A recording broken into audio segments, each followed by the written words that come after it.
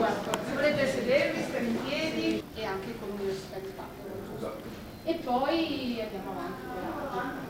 Non so se sia già arrivato all'interno di Cortina Banca appartiene al gruppo Cassa Centrale. Si chiama Cassa di Depositi e Prestiti per Ampezzo, è nata nel 1894. Quindi raccolta di impiego del denaro. Sviluppare questa tecnica piccolissima, però il livello di servizio, la produzione che eroghiamo, diciamo, agli utenti è di standard uguale a quello delle banche, diciamo, di livello nazionale e internazionale.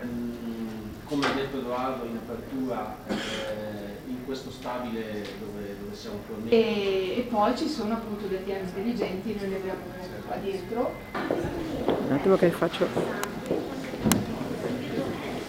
Sono di diverse dimensioni, costano in maniera diversa, si paga un canone anno e il cliente. E oggi fa tutta questa posso cosa. farle una domanda? Sì. C'è un'assicurazione nel caso di 10.000 è garantito. garantito da contratto? Ecco, ovviamente è garantito fino a 10.000, diciamo, e dopodiché devono sbloccare la cassetta. Perché? Ecco, qui poi vi farete un giro, vedete che sì, non c'è altro da pagare praticamente, quindi ecco. Poi è tutto bloccato. Cioè, se tu hai una cassetta, eccola. Ah sì, visto.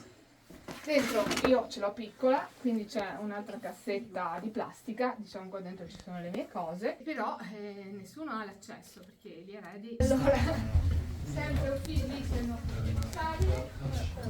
Qui. Lei che lo conosce. Giocavamo a calcio. Come sei? Bene, Fatto Sì, ho chiacchierato. Loro vengono da Belluno.